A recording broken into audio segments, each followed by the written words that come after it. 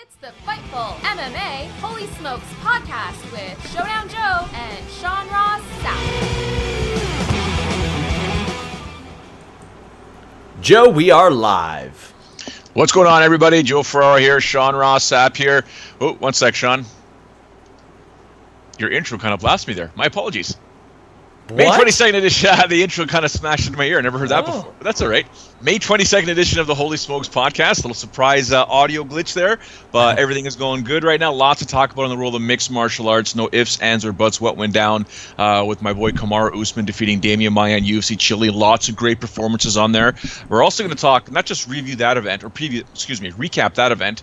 Talk about some of these rankings. These rankings are just kind of funny, and some ladies in the strawweight division have spoken up about Mackenzie Dern being ranked in the top 15. She took away a spot. We'll get into that a little bit later.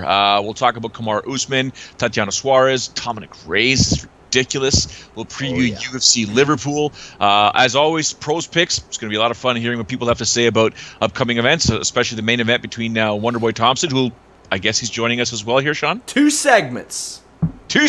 And of course, we'll also do a little preview of Bellator 200. Sean, it was a long weekend here in Canada, so a lot of us had a good time. We enjoyed some sun, despite the weather dropping very, very quickly in the evening. Annual Rib Fest for yours truly, with some other friends and their kids. So recovering, losing all that weight that I gained on Sunday. So far so good. How was your weekend?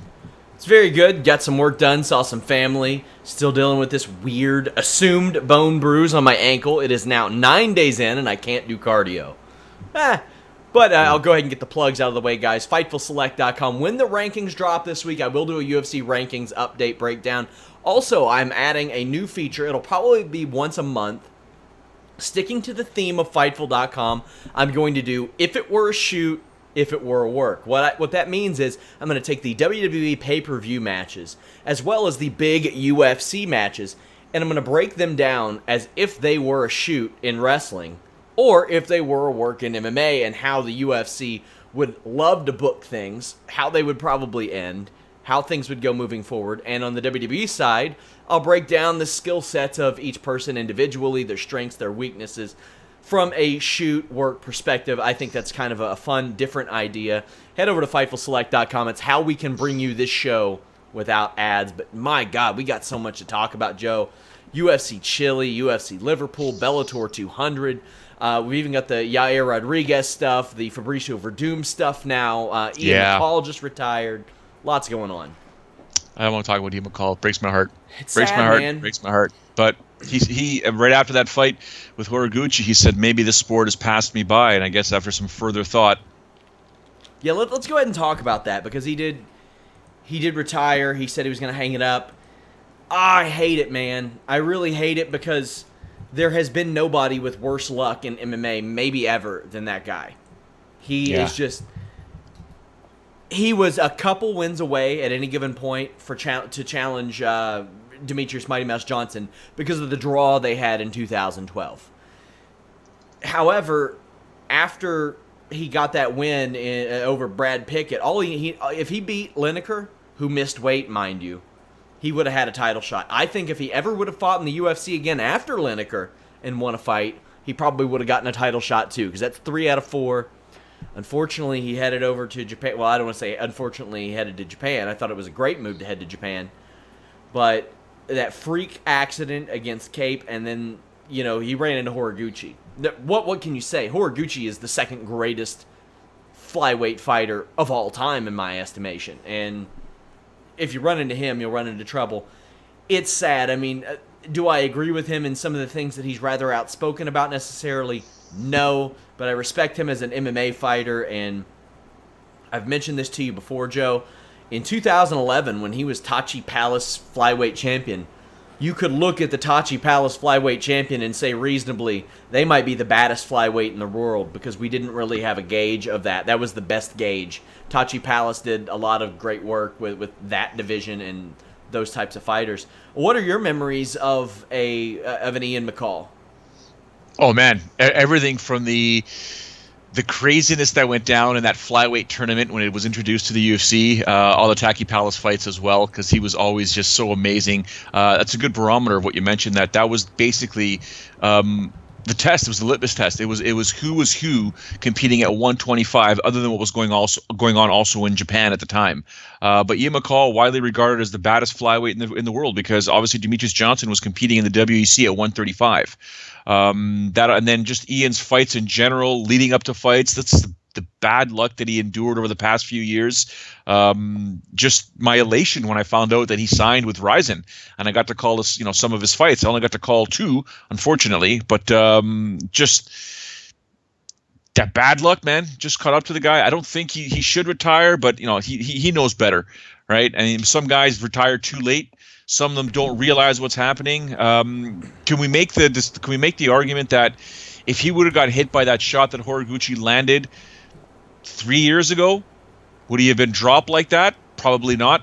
And that's one good sign. Fighters usually think, you know what, if these shots are dropping me now, I can't take it anymore. It's a good time to retire. I just think he got it was perfectly timed by Horiguchi. But do I want to see McCall retired? No.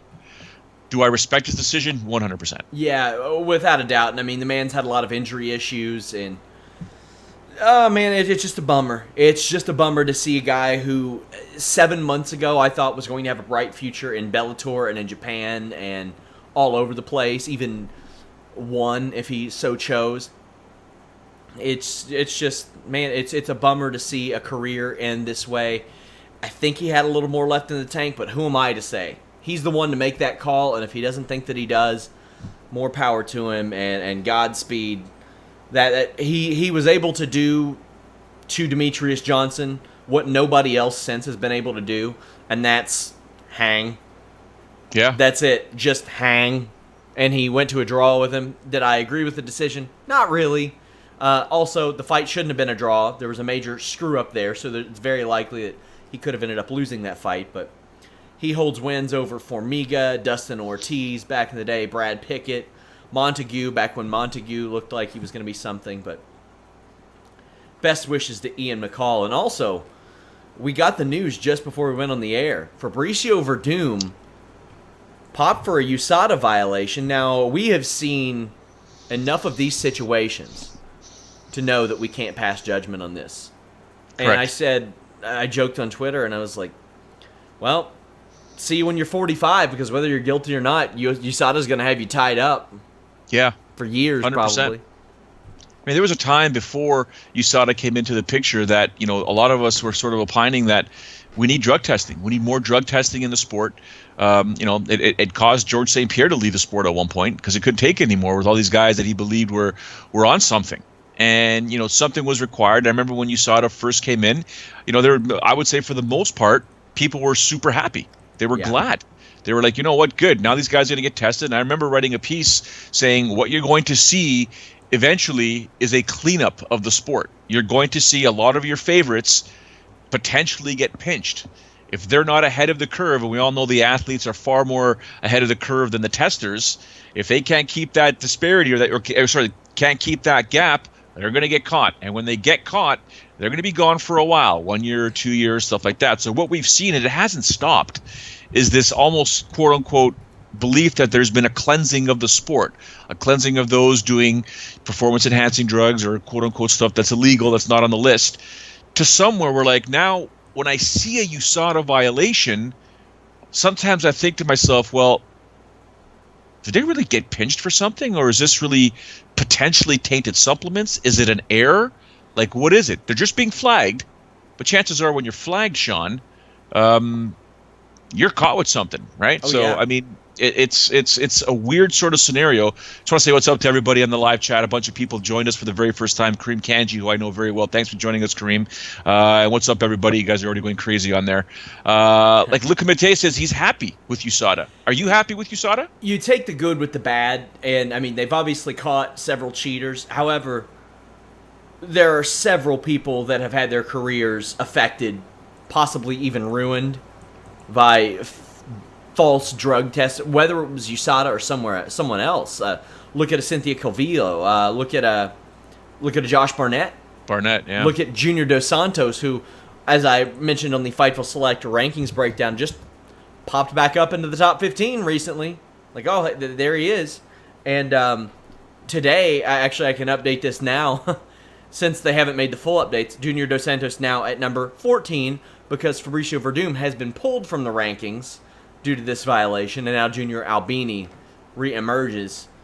So you're really starting to see some of those older names kind of just pushed out of there. But, man, it's a mess, dude. It's a mess, and I can't pass judgment on the guy until we know. And that's a sad reality of the USADA situation, is that we have seen so many people exonerated at this point.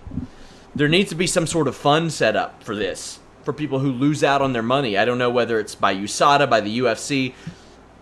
Of course, we're not going to go down the rabbit hole of associations and stuff, but man, these guys are losing out on a lot of money. Some are losing sponsorships.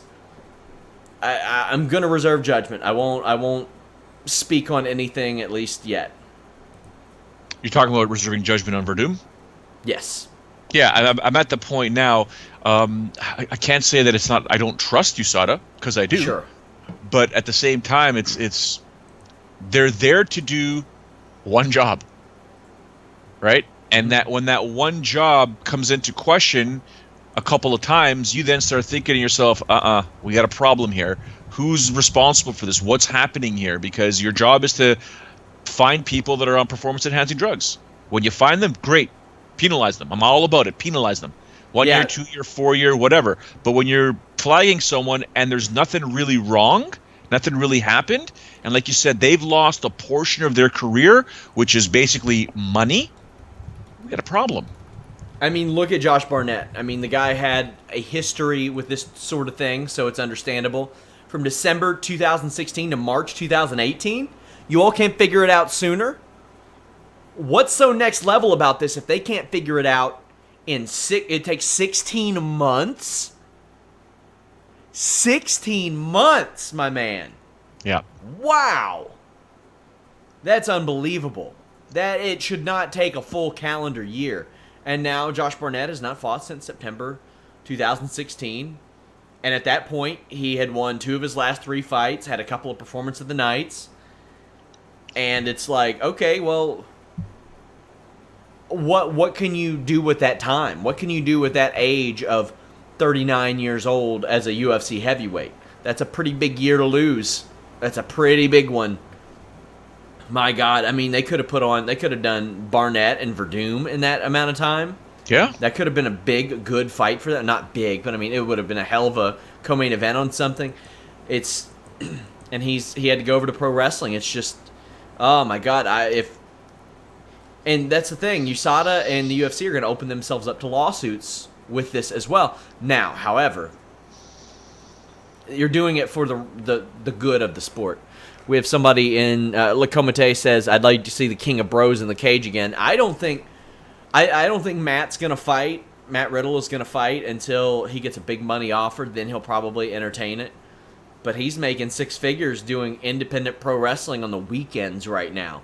Come on, is he making that much? Oh, yeah. He's the hottest thing on the independent circuit. Attaboy. Yeah. I love it. Way to go, Matt. I didn't know it was that much. He's making so much money right now that if WWE came to him with an introductory offer for NXT to move to Florida, I don't think he would do it. He's just enjoying it too much doing what he's doing right now. I mean, there's a lot of things that I think about Matt Riddle, and man, the guy is doing real well for himself. What's with Shayna Baszler saying she doesn't want to get called up? She's fit now. I mean, she's NXT champion. Okay. And she's working really well. You got Jessamine and Marina down there with her. I don't blame her. And Ronda Rousey's doing her thing on the main roster.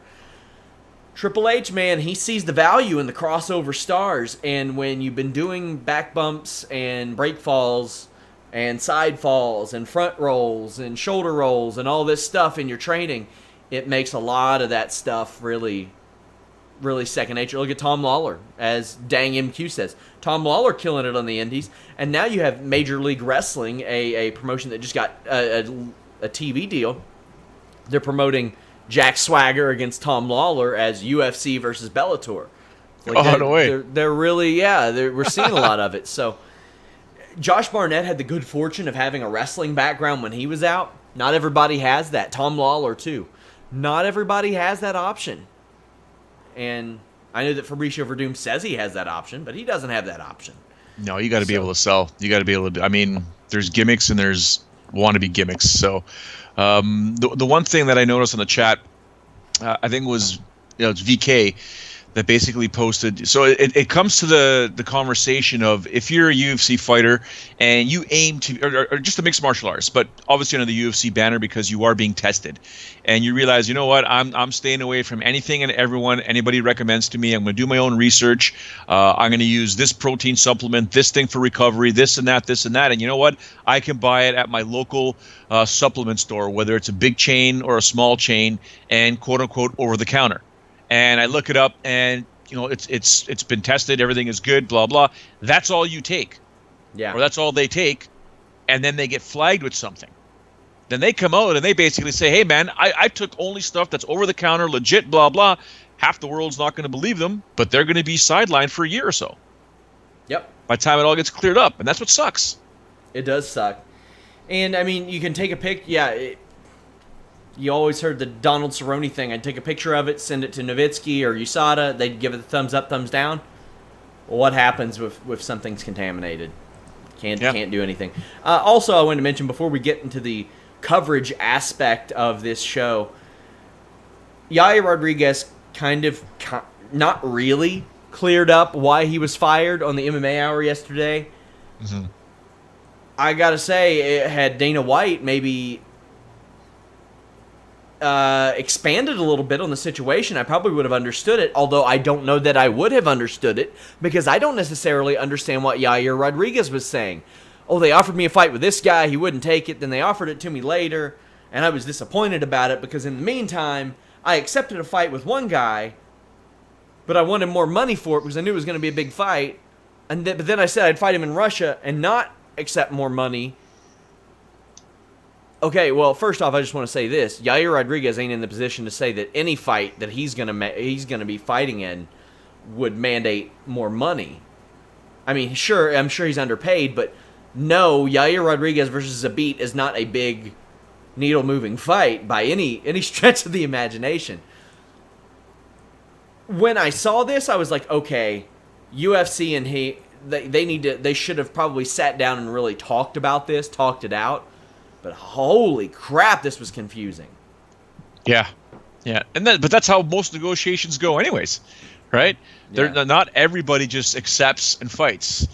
There is room to negotiate, although it's not much, but there is room to negotiate per se, and basically say, you know what, no, I want this or I want that. I mean, some of the conversations I had with Kamaru Usman prior to this UFC Chile fight, even before this one, before his last fight, and just talking about some of the opponents, some of the big name opponents that he was trying to get at, and the stuff that was being said on the side, stuff from the negotiations from the UFC side, which even he was like, no, man, I'm not doing that. And then the opponent wouldn't do it, and the opponent wanted this, and Kamaru's like, I ain't doing that. So it was so much back and forth with everybody, and the opponent didn't want to do it. It's like I said, big names, guys that are competing real soon. And Kamaru just wanted a top 5 guy, or a top 10 guy. And, eventually Santiago Ponzinibbio was put before him, and he's like, you know what? If this is the next step that I got to take, then I'll do it, right? Don't want it necessarily, but I'll do it because he's a tough fighter, but I'll be able to shut him down and do what I need to do. And instead, Santiago pulled out or got injured. Damian Maia steps in, right? And it's a win-win, right? Because what did Kamaru really have to lose in this fight? Let's go ahead. We'll talk about UFC Chile right after we hear from Stephen Wonderboy Thompson, who headlines this Sunday's UFC Fight Night, Liverpool against Darren Till. Take a listen. At the time, I didn't even know who Darren Till was, to be honest with you. So, and not until after he fought Cerrone. He's faced 4 guys that I've never heard of. He beats one guy who's on a 3-fight losing streak. I'm like, I don't even know who this guy is. No, I'm not fighting. I'm not fighting this guy.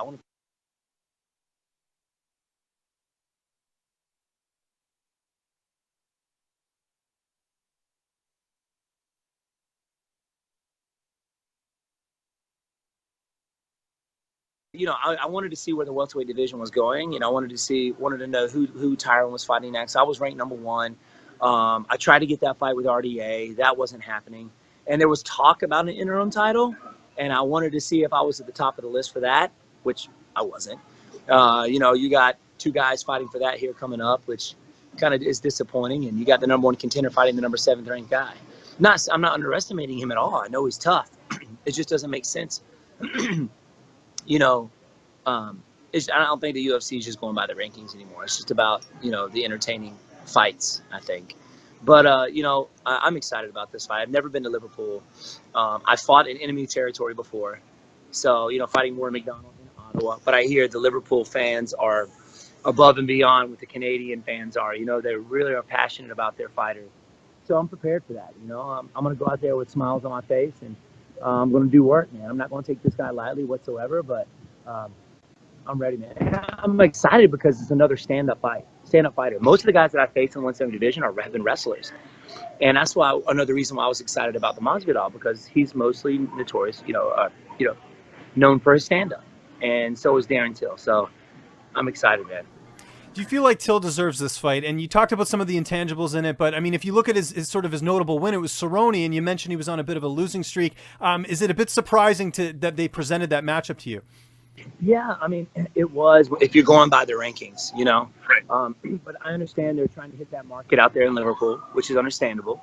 And he's from there. He's a big talker. He's 16-0. I mean, he's undefeated. So there you go. That's why one of the reasons. I mean, if you're in the UFC, it doesn't matter if you're at the bottom of the rankings or at the top. You have the potential to lose to any one of them. You know. So, man, I'm training as if this guy is the champion. But yeah, I was kind of disappointed at first. Like, man, you know, why did they have me fighting the number 7 guy? I just fought the number 4 guy, beat him. I could have knocked him out if I didn't broke my thumbs. I felt like if I didn't have injured my thumbs early in the second, I could have finished Masvidal. But you know, I ended up beating him, and now they want me to go back even farther and fight the number 7 guy. You know, coming up in the rankings, when I was coming up, I was ranked number 2. I had to fight the number 1 contender to fight for the title, and it's not that way anymore. You know, so it is what it is, man. It's politics, but I'm a fighter. I'm ready to go out there and do battle. I love these weeks where there are actually things for us to talk about. And before we get into Chile, there's something that completely spaced. And it's WWE news that absolutely relates to the UFC, Joe. It was reported yesterday that SmackDown Live, which is WWE's essentially B show, I mean, they try to portray them on the level, was signing a 5-year, $1 billion rights fee deal with Fox. Big Fox Weekly. We know that UFC considered $200 million lowballing. They're getting $150 million a year essentially out of ESPN Plus. They're going to make more off of ESPN Plus shows than some pay-per-views. WWE will now make more off of weekly episodes of SmackDown, and they're going to make more off of Raw. NBC Universal couldn't afford to keep SmackDown. So I would imagine the UFC is about to get a big increase. Who knows? They could still end up on Fox. The dominoes are falling right now. Really, I think that first one with the UFC had to fall with the ESPN deal. Then it's NBCU. Then it's Fox. UFC still looking for a prime one. I like it. I think it's really exciting. I had some people coming at me because I refuse to insinuate the quality of a wrestling program 16 months from now. I refuse to assume the quality of an MMA event 16 months from now. I don't know what kind of shows UFC will put on ESPN Plus. If they're getting paid more for ESPN Plus shows than they would have a low-level pay-per-view or a medium-level pay-per-view to them these days, it's such a, I want to say, a cool, interesting, different time to watch this all unfold, because I don't know if it's moving away from the $65 price tag. I don't know if the majority of fights are moving away from that, but man, rights fees, they're going crazy. We could, listen, I'll sell the rights to this show and we'll broadcast live and we'll just take a few grand a week. That's it. Done. That's it. I'm in. Where do I sign? Right? These broadcasting rights fees, I thought were going to stabilize, kind of stay the same, if not just a little bit more. Not what I'm seeing right now. It just goes to show you where, the importance of the medium of where it's going to be broadcast versus, live events in comparison to pre-programmed shows, right? The appetite for live events in sports is huge. That's that people are still going to be. I to me, it doesn't matter where I see it. If it's easier, I think it's more of ease at this point, right? If it's simply easier to turn my television on and it's on there, as opposed to having to, get it on a box or something like that, or an Android box or Apple TV. It all depends on how your TV is set up. But ease is what people are looking for at times as well. Believe it or not, that's people don't talk about that, but it's the conversations I've had, and it's always been how easy can I find it. I tell people you got to listen to Sean Ross Sapp on the show sometimes. Back in the day for the American fans, trying to find a UFC event, it wasn't easy. Because it was here, there, everywhere, blah blah. They just want to be able to turn their TV on or whatever medium they have and find it, right? Whereas if you're watching this stuff on your screen, on your iPad, your laptop, or whatever, it's a different sort of searching mentality. But the old school guys just want to sit on their couch, Sean, grab their remote, click, click, click, and start watching. It is such a crazy, wild time. We saw UFC Chile this week. I have to say, big win for Kamaru Usman. I thought a weird break in the action, with essentially the abdominal stretch applied by Damian Maia. He was fighting to avoid an underhook, and maybe he could have gotten a standing twister or something. That was a weird stoppage. That was really the only thing noteworthy, other than the fact that Kamaru Usman has unreal defensive wrestling. Yep. That was a good fight for him. I thought it was offensive that Tyron Woodley said that Usman should fight Masvidal next. No, Masvidal's lost 2 fights in a row. He should not be ranked as high as he is anyway. It should be the winner of Teal and Thompson, while Woodley fights the winner of RDA Covington. It just works Simple. out that way. Yep. Man, Kamaru Usman's defensive wrestling was the story of that fight. Yeah, I think he did. I was texting with him back and forth before and after the fight, and in my opinion, the way he competed against Damian Maia is just he executed a perfect strategy. No business, not that he has no business being on the ground with Damian Maia. Why bother? Yeah. Why bother? That's where Damian's the strongest. You don't put your opponent in the strongest his strongest portion of the fight down on the ground as an example. You don't do that. You keep him standing. You avoid going to the mat with him because that's technically his only strength. Now, Maia did connect on Usman's chin a few times. Let's not kid ourselves here, right? Yeah. So, Kamaru does have to work on his head movement, but other than that, the strategy pretty much was not to go to the ground with Damian Maia, as surface level as it sounds. He executed it perfectly fine. If Damian was able to get in for a takedown, separate, get back to the feet, and just work your striking, punish him. You have 25 minutes. You don't have 15 minutes. You've got 25 minutes to execute the strategy. If the knockout presents itself, you go for it. If it doesn't, you just keep chipping away at that tree. If the tree falls down, great. If it doesn't, just keep chipping away. And that's what Kamaru did. To some people, it was boring. But at some point now, he's got to realize, now that he's defeated Damian Maia, now that he's in the upper echelon of the division, you still want to have exciting fights. But he's at the point now where he's going to have to protect that ranking. People insult Tyron Woodley all the time for the way he fights. He's boring. It was different when he was a contender. Well, he had to make a name for himself before he became a contender. And then once he became a contender, it became a little bit more strategical. And when you're the champion, it is way more strategical to fight and keep that belt than it is to compete and try and knock people out. Some guys have it in them, girls have it in them, to go in there and always put on a show. It's risky, man. When you become the champion, you want to keep that belt as long as you can, because there's money. I expect Usman to move up to number 5 in the rankings, ahead of Masvidal and Maia. He should move up to number 4. He should be ahead of Lawler, too, in my estimation. Lawler he's won one of his last 3 fights, so I think Usman should be up there. It's progression, and we're getting some new stars, and I like that. Elsewhere on the show, at least on the prelims, before we talk about some of the main card fights, the Claudio comeback. He was diving for submissions the whole fight, never gave up on it. That was impressive. Frankie Saenz, at 37, is still able to let his athleticism take control of so many fights. That was impressive. Poliana Botelho, I think it was. I think that's how you pronounce her name. That's one I'm watching for in this division. She defeated pro wrestler Shiri Kondo. Gabriel Benitez with a very a high risk, high reward slam KO. And then you had really a boring fight that led to a major finish in Vicente Luque over Chad Laprise. But Polyana is the one that stood out to me. The only person that's beaten her is Viviane Pereira. Yep. And right now I'm looking at these three names, and it's a carousel right now outside of Suarez. Suarez impressed me more than anybody on the show, even though she was the biggest favorite. Viviane Pereira holds a win over Polyana. And then Polyana is she's rounding out her game. That's three real good young anchors for this strawweight division. That's a good sign, in my estimation. Tatiana Suarez, world-class Alexa Grasso, and just dominated. You want to see a good head and arm throw in women's MMA? You watch Tatiana Suarez, Ronda Rousey, maybe Carla Esparza sometimes, and probably nobody else.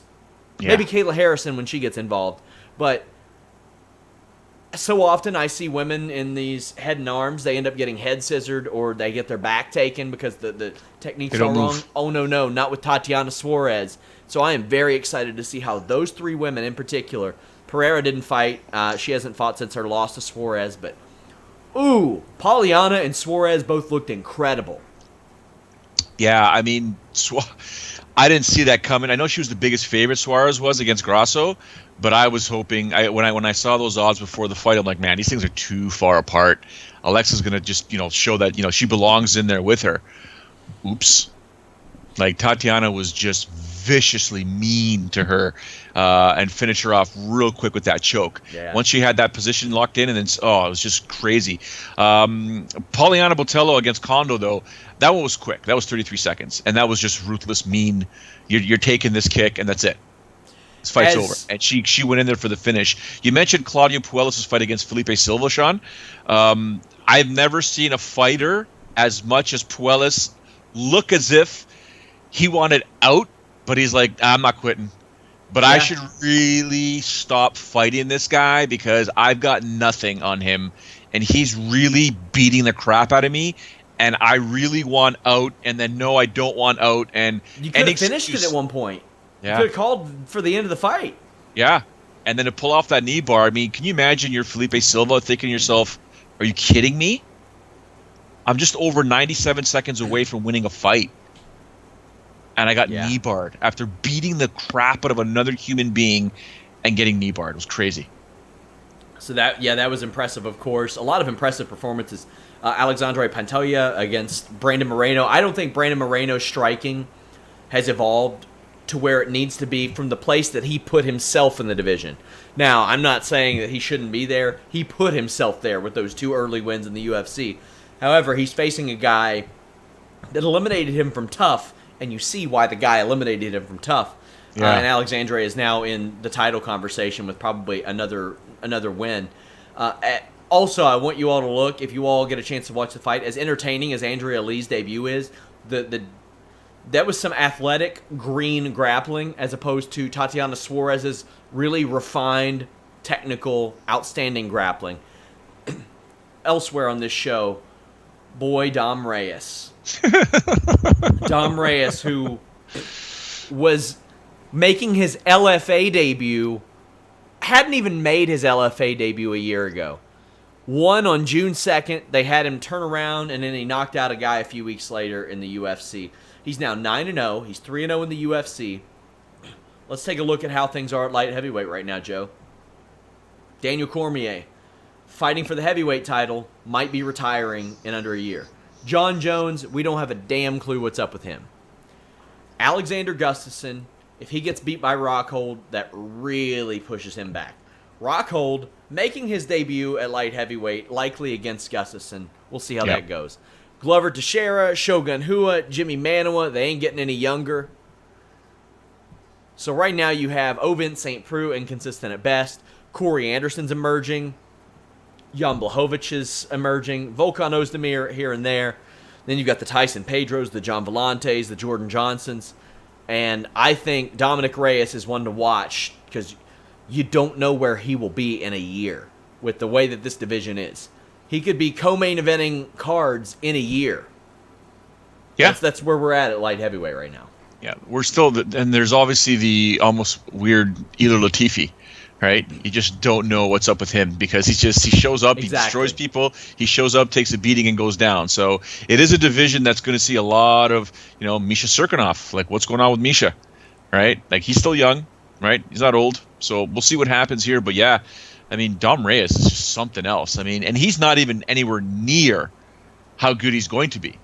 If he keeps his nose to the grindstone and continues doing what he needs to do to get better, he's still going to get really, really good. Because you can look at this fight here against Cannonier and think to yourself, he needs to work on this, he needs to work on that. But man, is he accurate and powerful with his striking? Oh yeah, that like to be able and Cannonier pushed forward. He had to.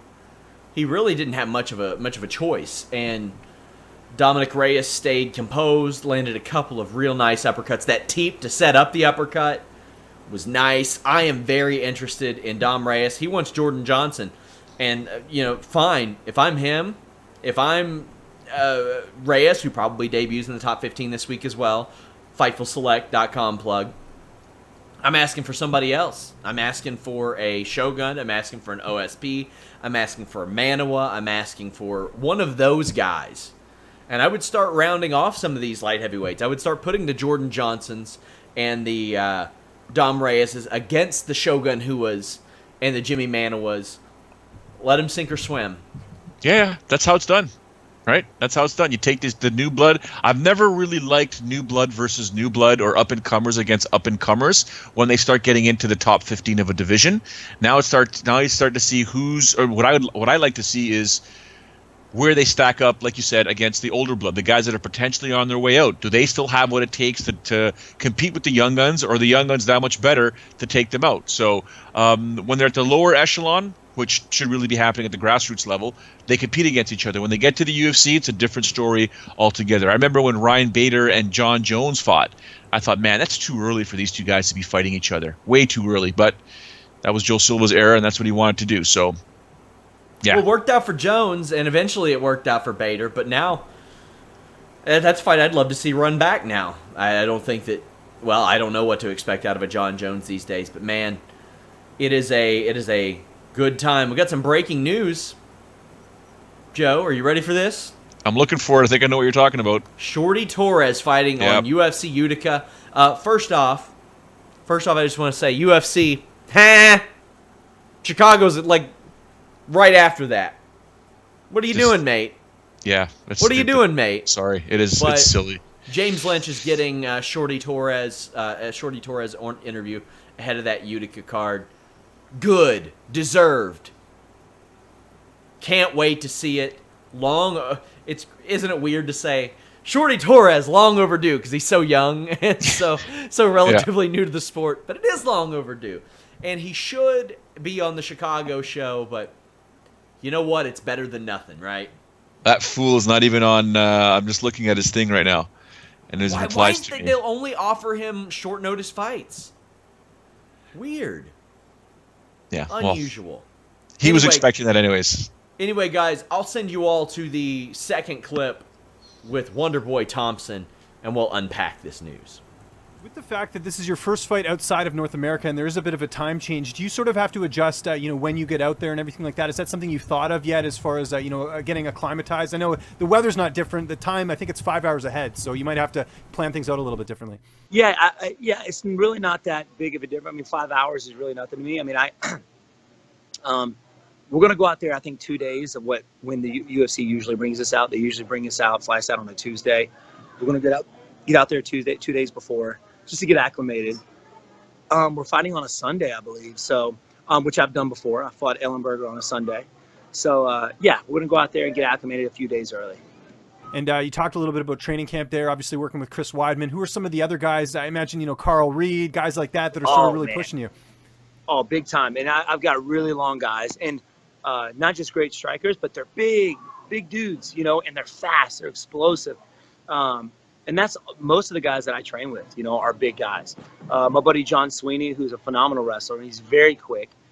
So he gives me that speed as well. You got Carl Reed, you got Chris Weidman, obviously, Amberlin. I spar with everybody, to be honest with you. Our amateur and pro team, it consists of, little 11-year-olds all the way up to guys my age. I think I'm like the oldest guy in our group, being 35. But I spar everybody, and everybody. If one guy has a fight, everybody trains as if they have a fight. So Carl Reed's helping me out. I mean, even the 11-year-olds, I get out there and I just work my head movement. They're trying to take my head off. I'm sitting working my head movement. So everybody helps me get ready, man. And we're one big happy family here, and everybody's excited. And which is what cool about our gym, which I love. I've been to a lot of other gyms where it's about me. It's all about the fighter. It's about me. It's a very selfish environment, which this sport, everybody does see you fighting out there, but it's not just you to help you get there. If it wasn't for your team, you wouldn't be out there, to begin with. So, So you've had a little time to digest it. Shorty Torres, UFC, Utica. Yeah. I'm trying to get a hold of Shorty right now. We're kind of going back and forth, but he's not saying much. I'm assuming he's going to probably have to wait for the UFC to make the announcement. The official announcement, of course. That's what usually happens in these types of scenarios. But I would say he's probably signed. But lots to discuss with Shorty, man. He's a 2-division champ with Titan FC. So that's 2 belts that are now going to be vacant. So the flyweight and the bantamweight belt are officially going to be vacant. So, we're just kind of going back and forth. I'm trying to get some quote out of him, but he's playing smart. Well, we do have UFC this weekend. Liverpool, as you all just heard Stephen Wonderboy Thompson talk about. But we also have Bellator 200 on Friday. And we had Mirko Crocop pull out, leg injury. A lot of people seem upset. I'm not that upset. I mean, I'd love to watch Mirko Crocop fight, but I remember how bad that first fight was. And this Bellator show is still a very good show. Kate Jackson versus Yankova on the prelims, which might get moved up, as it should. But Carvalho and Musashi, that is a high-level MMA fight. If that were a Fox Sports 1 main event, I would tune in all day. What do you think about Musashi and Carvalho? Oh, it's a sick fight. If you take a look at the actual odds for that, Musashi's a heavy favorite. Yeah, it's Minus wild, 300. right? Minus 300. I just want to make the announcement that my son has officially walked into the home office here. So he's waving at me right now. He thinks you guys can see him, but he can't.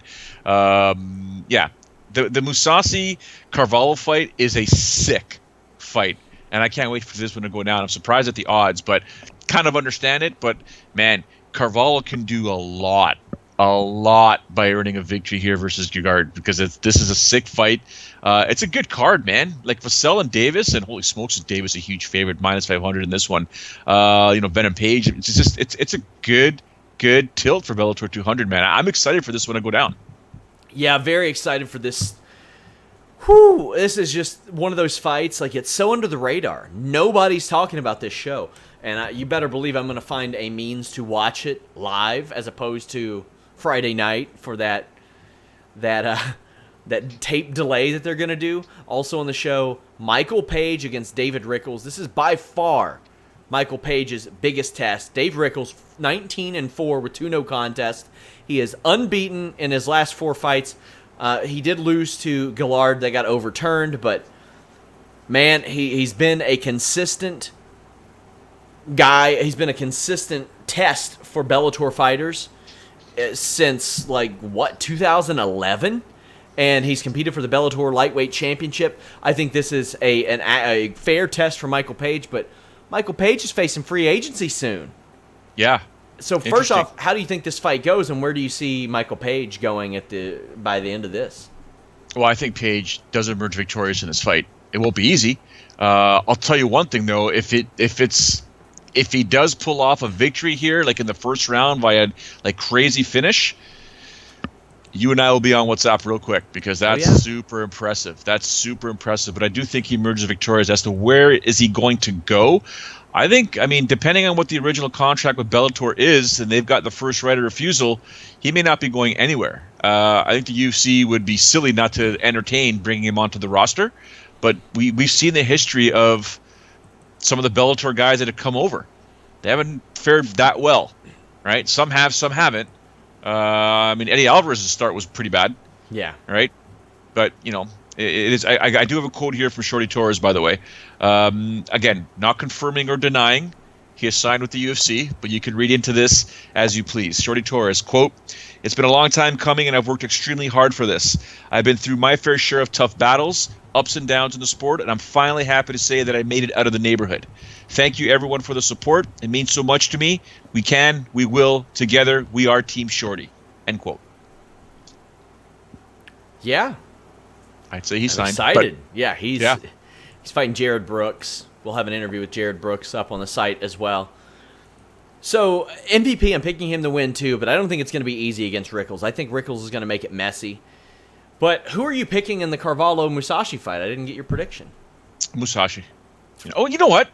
You know the drill. It depends on which Gegard shows up. That's very true. Right? And because he'll be as boring as one can possibly be, or he'll just put on a show when you least expect it and think, all right. I know guys that have trained. If you're hearing noise, I'm looking at some of the comments in the live chat. If you guys do hear something in the background, that is my son on the stationary bike. He thinks it's time to work out while I'm doing the show. In terms of Musa, like, you just don't know. I've talked to guys that have trained with him, and a lot of them have said, man, his ground game isn't that good. Who, Musashi? His ground? Yeah. Wow. Right? And I think to myself, well, you're also sparring. Yeah. You're also just rolling around in the gym. And the bottom line is, when it comes to fight time, it's a different ball game because you're getting guys throwing bombs to your head or making mistakes when they do so, and that's where Musashi tends to capitalize. Now, is his takedown wrestling fantastic? I'd say no, but a motivated Musashi is a very dangerous fighter, and Carvalho can have a very hard time with that. If I'm Carvalho, try and bully him. Don't give him space. Just bully him. Man's 32 years old and was fighting in M1 in 2005, fighting in MMA in 2003. I always wonder when that's going to catch up with somebody. Rafael Carvalho has not lost since his debut, and he had the Manho fight put a bad taste in people's mouth, I think. But the second one, well, at least the finish, and the Sakara fight kind of erased it, in my estimation. And now he's on his way to becoming among the most successful Bellator champions of all time. If he beats Musashi, he ties Ben Askren's record for most successful title defenses of any Bellator championship. So that's something to look out for, too. If Musashi's aggressive, I think he wins. If he's not, I think Carvalho's going to win because Carvalho is the master at just waiting for people and then winning fights. I think that's the way it goes. We also it's 5 rounds, yeah. We also have Linton Vassell and Phil Davis. Linton Vassell, fresh off of a Bellator light heavyweight title fight. Davis lost his a little bit before that, last June. Both guys trying to work their way up. But Phil Davis, I don't know if he's going to lose to a Linton Vassell. No, I think Phil needs some sort of wake-up call, and this could be it here because, it was nice when he had that belt wrapped around his waist. Unfortunately, Bader, made him think otherwise. And now with Bader defeating King Mo the way he did, Bader stock skyrockets. That could have been Phil Davis in that tournament, right? Yeah. And so he's almost got his own personal axe to grind with himself in terms of trying to figure out ways. It's not like he's not trying to finish fights, because he is. It's just a matter of what do I need to do to actually finish fights. Yeah. That's Bellator 200. Kate Jackson Yankova on that show as well. We do have full coverage of that this weekend. We're about to talk UFC Liverpool, but first, let's hear what the pros think. I don't know. I'm probably be at that one. I don't know. I keep going back and forth on that. We gonna see. It's the X factor is there until it's like, how good is the kid? I mean, yeah, he looked decent versus Donald Cerrone, but I mean his fights before that, it's like, okay. If you make me pick, I gotta go with Steven just because of the experience and him already being up at the top. But I could see Till. That hunger is a motherfucker. If he's hungrier than Steven, because Steven's already been there, done that, then it's gonna be a long night for him. So we gonna see. I'm real interested in that fight. I think I'm gonna actually be at that one. I think probably Thompson because he's got the experience factor. But that's gonna be a good fight. I'm excited to see how that plays out. I think one of those guys is gonna be on the Nerd Bash campaign, and no one's safe in this division. This Nerd Bash campaign. This is a movement that won't be stopped right now. after Darren Till just looking so amazing in his last fight, it's hard to not go with Darren Till. But I'm gonna do the opposite, and I'm gonna say, you know what?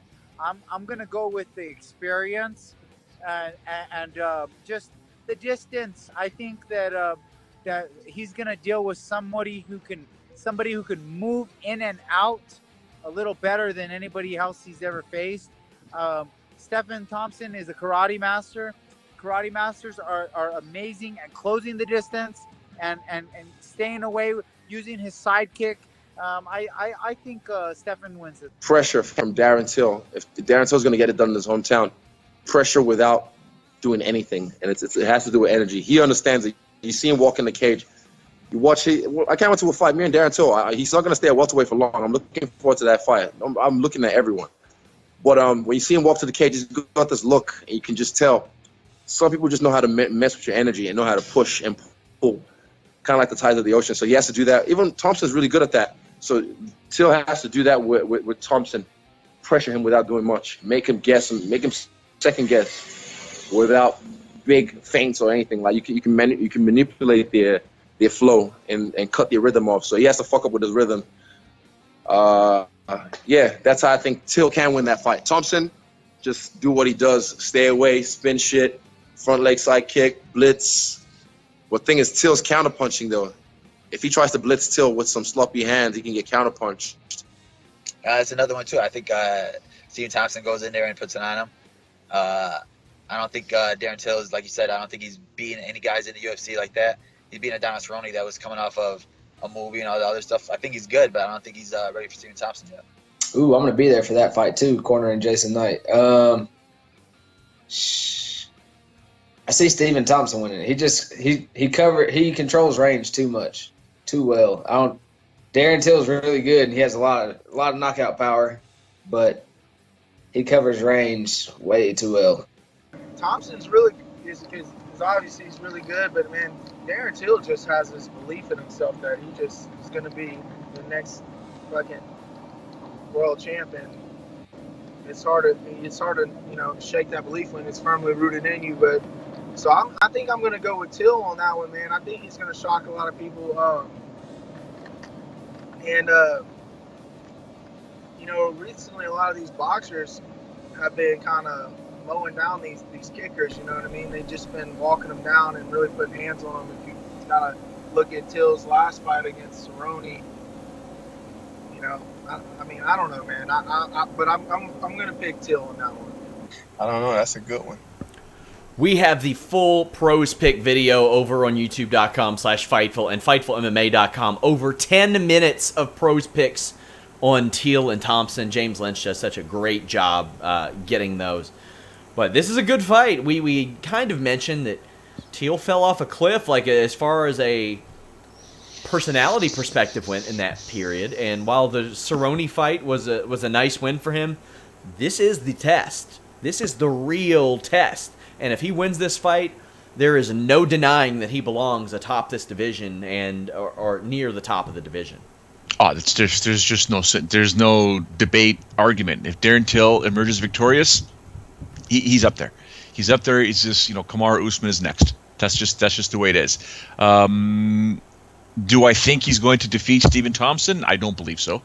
I think Stephen Thompson is just going to do what he always does, and just I appreciate what Israel was saying in the. It was a smart cat, by the way. That kid's he knows what he's doing.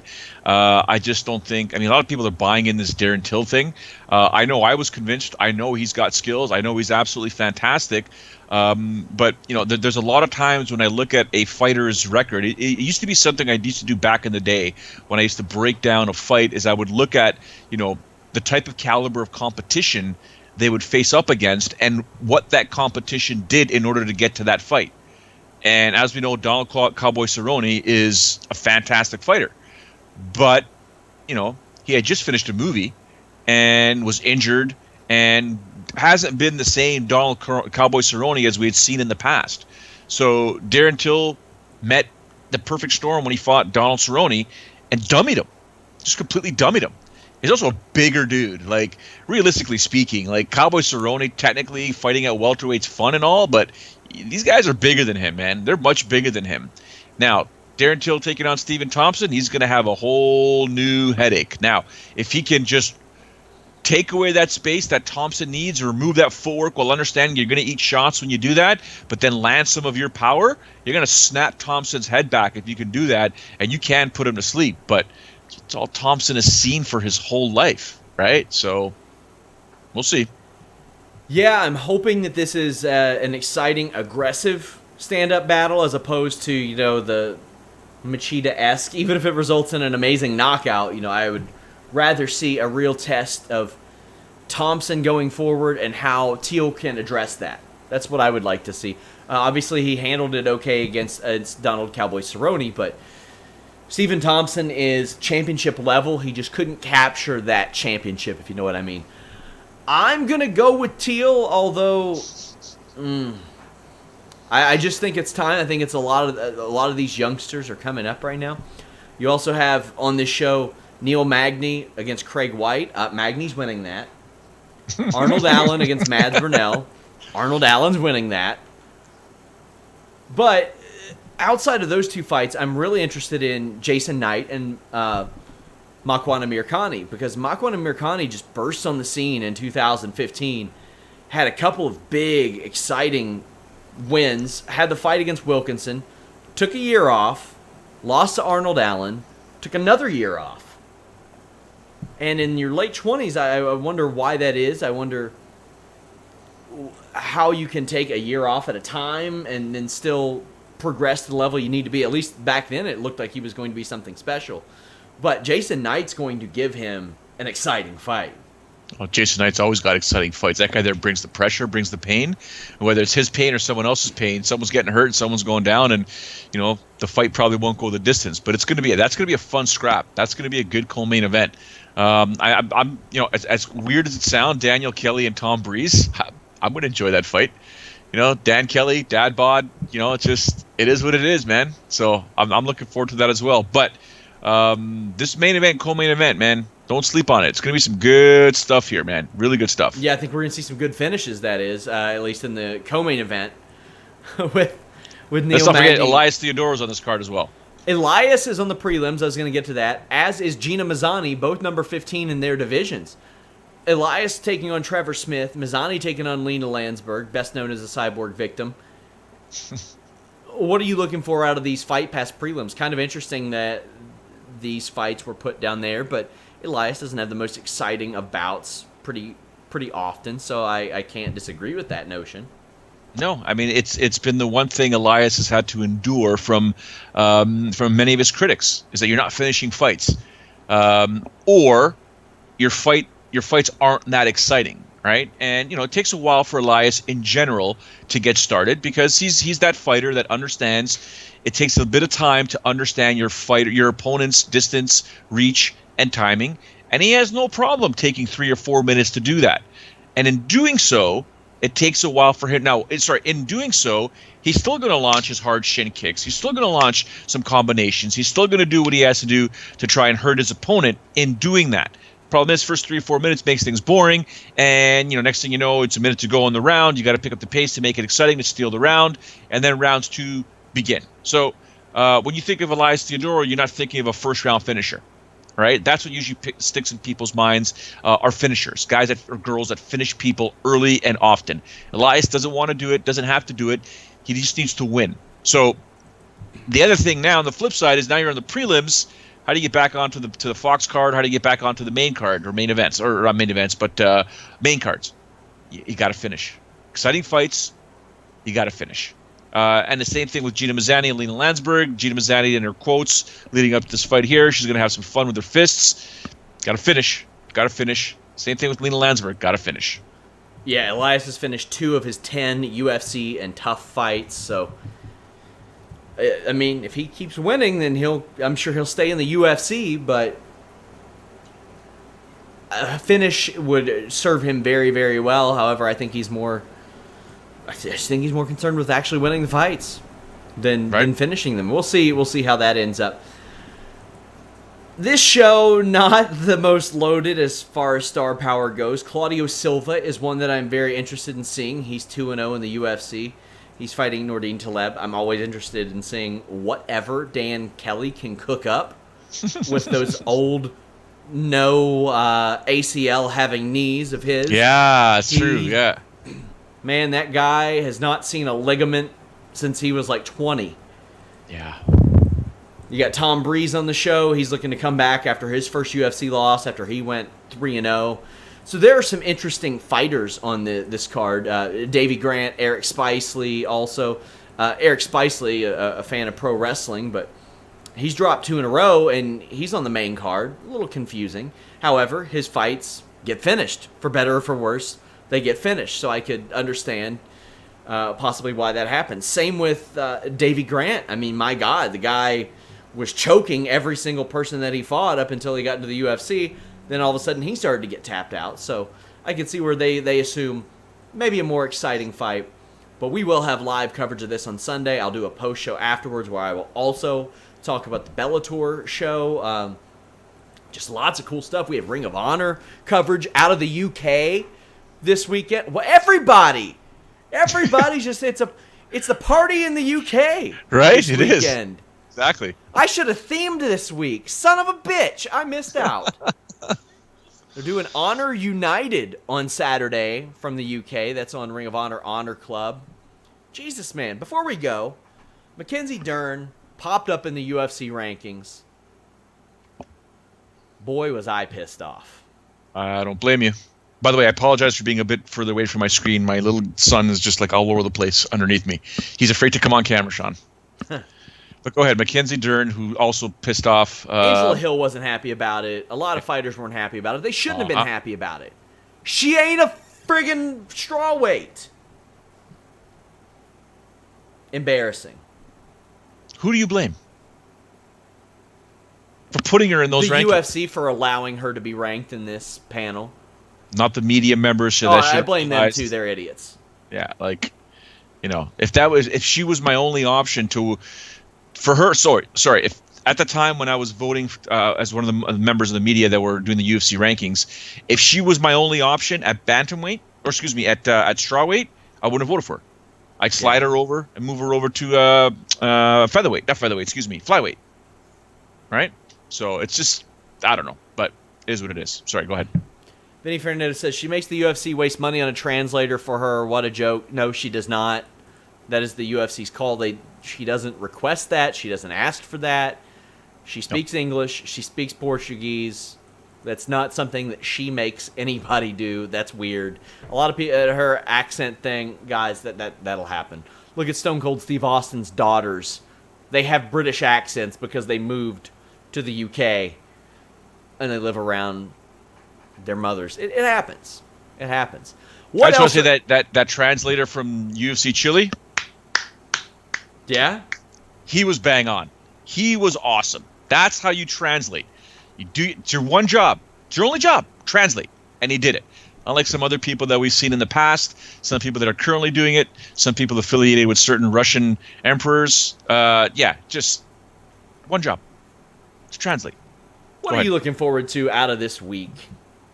Well, I'm looking forward to a lot of these fights this weekend. That's for sure. It's going to be fun. I think there's going to be some motion going on this week for some reason. I'm paying very close attention to some of these broadcasting rights and some of these deals that are going down and how they're all going to affect each other. I think you're bang on when you did mention what's happening with the WWE and their $1 billion deal. Like it's crazy what's happening. But yeah, I'm just super happy for Shorty Torres right now. I'll probably try and get on the phone with him tonight or a little bit later on. He's sending me hearts, Sean. I mean, what do I say to this guy? This guy's being silly. That's Shorty. Shorty's a funny guy. But very, very proud of him. And yeah, a lot of stuff going down, man. And other than that, got to make sure that this little guy to my left here is just going to be feeling better real soon because I got to get him back to school. Yeah. He's coming to soccer practice tonight, but he ain't practicing. He's sitting on a chair and he's going to watch. I'm not having him run around coughing everywhere. I have some people, Lake Homate won't give it up. Accents are fine. Not speaking the language correctly is the issue. Your vocabulary changes. Your dialect changes. The way that you speak changes depending on who you live with. Research the subject. It'll make sense. There is no benefit to her pretending not to speak English. She doesn't do it. It's not it's not what goes on. And Lacomite says, not your intellect, brother. It's not the same. Okay, Lacomite says he's bilingual. Well, then you should know. I've seen it tons of times, especially with Spanish language speakers and vice versa that move to our area. It happens. You pick up who you live with. People who live with Americans will pick up that, and she has started to live with Portuguese speakers. This is what happens. I don't know why people make such a big deal out of it. I don't know what the fascination is. Don't make faces. He's making anyway, faces. guys, check out FightfulSelect.com. We have tons of content up there. Check out our post show this weekend. I did one for UFC Chile, too. Head over there and check that out. Until next time, guys, we're out.